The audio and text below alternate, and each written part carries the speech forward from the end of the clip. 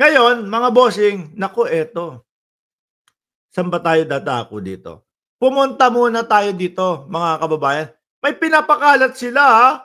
Oh, ano ba ibig sabihin nito? Na kung sakali na hindi kayo dinaya, panalo ang inyong mga manok. Pinapakalat ho nila 'to, mga bossing, oh.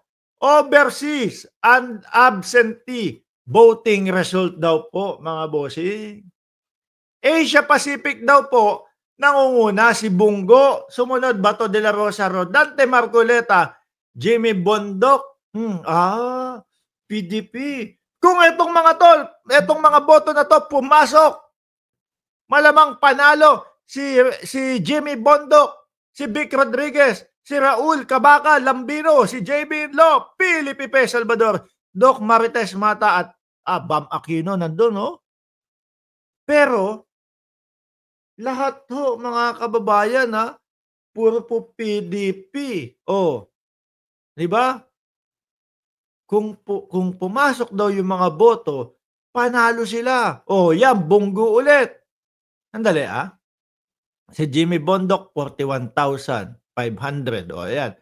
Eto gawin na nating 11,500. Oh, 53,000 na. Round up 53,000 na.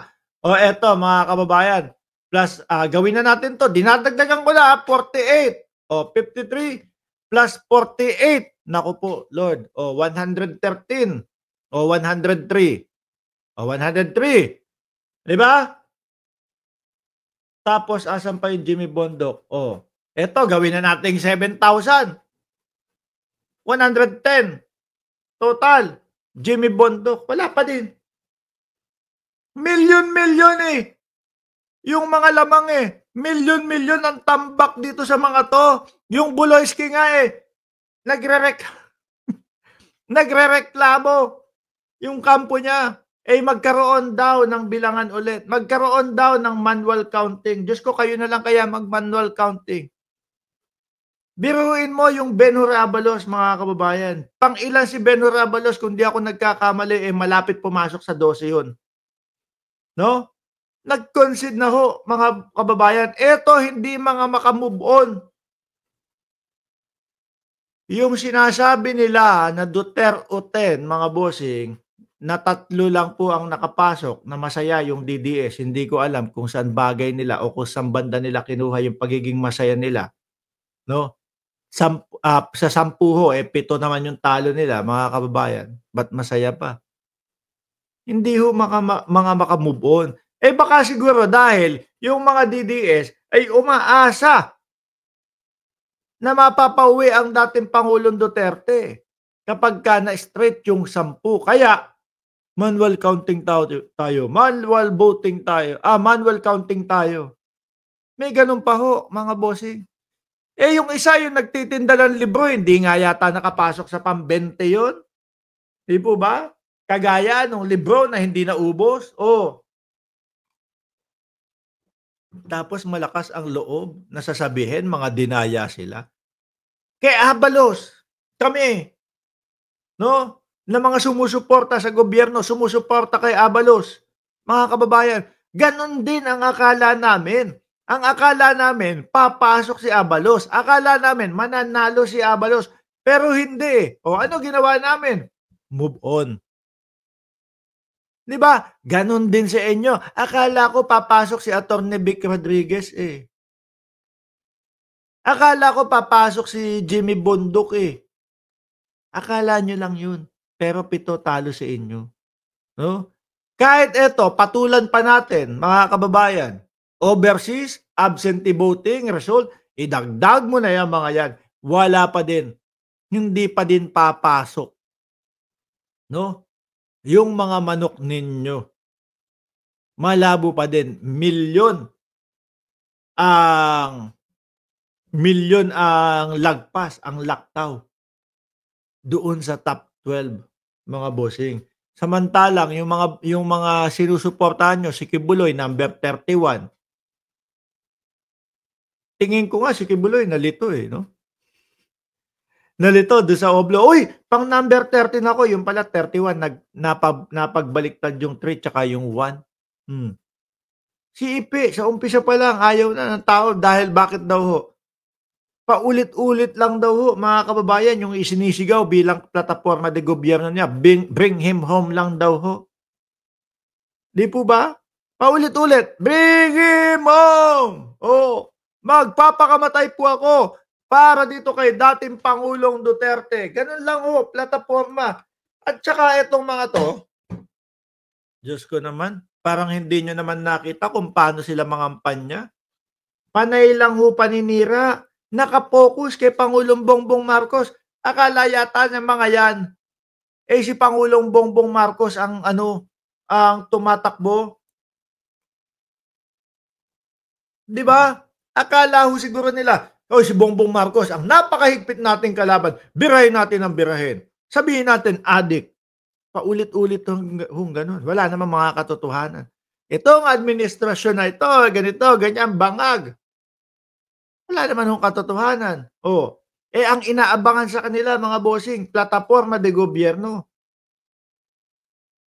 Yun po ang usapin. Yun po ang ilalatag nyo sa araw ng kampanyahan, hindi yung, adik si Bongbong Marcos, kung ano-ano si Bongbong Marcos. Walang ebidensya.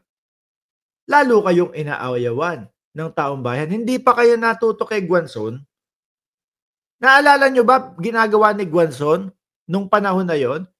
Puro paninira kay Bongbong Marcos. Naka-focus kay Bongbong Marcos. Ayun, mas binoto ng tao. Eto, hindi na nga kalaban, hindi si Bongbong Marcos ang kalaban niyo, eh. Pero naka-focus kayo sa kanya. Tapos yung bring him home ninyo. 'Di po ba? Oh, tapos papaasahin niyo yung taong bayan. Uuwi si dating Pangulong Duterte 'pag nanalo ang, Duter-Uten. Sino maniniwala dun? Oh, matalino ang sambayan ng Pilipino ngayon. Hindi agad-agad kayang utuin, 'di po ba? Si Bongo nakapasok sa inyo. Ako ho naniniwala nga sabi ko sa inyo mga kababayan, eh. Naniniwala ho ako kung ano yung boto ni Bongo, mga bossing, pero madaming nagsasabi, na mayroong mga sumuporta kay Bongo na mga nasa gobyerno suporta ang gobyerno kasi kumbaga natulungan nung malasakit. Pero sabihin na natin 21 million ang boto ni Bongo. Expect nyo yun na din ang magiging boto ni Inday Sara Duterte. Eh, Mark! Bakit gano'n? Magkaibang tao si Sara Duterte at si Bongo. Dahil ako'y naniniwala, no, na lahat ng DDS ay boboto kay Bongo para isalba si dating Pangulong Duterte sa dahig at para isalba si Inday Sara Duterte. Oh, 'di ba? Kaya niyo binoto 'yan mga DDS. Dahil 'yun ang pinapaniwalaan niyo kay Bongo. Naku po, baka masaktan kayo kapagka biglang nagsabi si Bongo. Naku, impeach si Sara Duterte base dun sa ebidensya na nakita ko at pinag-aralan ko. Yun pala kasi mahigpit niyang makakalaban sa 2028. Hindi, tsaka yung ebidensya naman mga bossing, kitang-kita naman po, eh, 'no? Kitang-kita na talagang wala, mai-impeach ho talaga mga bossing. Kaya lang ang nananalangin ho, ang panalangin ng mga DDS, eh, yung dami po ng kaibigan ni Inday Sara Duterte doon sa Senado. Hanggang diyan lang ho mga bossing, 'no? Yan ang dahilan nila kung bakit daw po, eh, hindi matutuloy ang impeachment kasi daw po madaming kaibigan.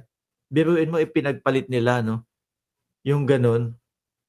Dahil madaming kaibigan si Inday Sara Duterte, hindi yung tipo bang, gusto talaga naming mapatunayan sa inyong lahat, sa buong Pilipinas, na si Inday Sara Duterte ay walang ninakaw, walang, nilapastangan, walang mga ganito, dapat gano'n. Hindi yung, acquitted 'yan kasi madaming kaibigan. Pangit, 'no? Hindi okey 'yun. Talo, talo ang bayang Pilipinas